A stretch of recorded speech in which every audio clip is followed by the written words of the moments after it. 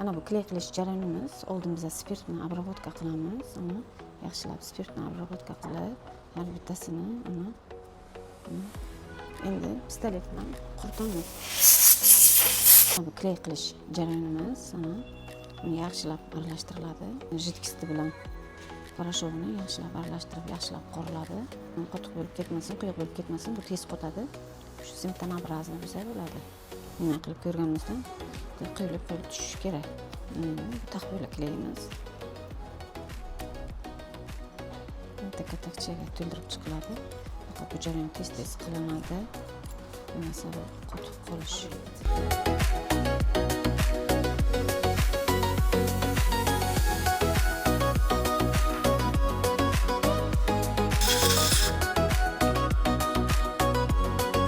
Qotirish jarayonimiz.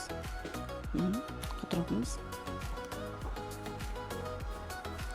Tishlanqimi? O'zi klaylar qotgandan keyin o'rib chiqamiz. Klaylarni olish jarayonlarimiz osongina oladi. Sal qotgandan keyin ko'p qotib ketmasin. Ko'p qotib ketsa keyin olish qiyin bo'ladi. Bu plombamiz sit bilan mustahkamroq bo'ladi.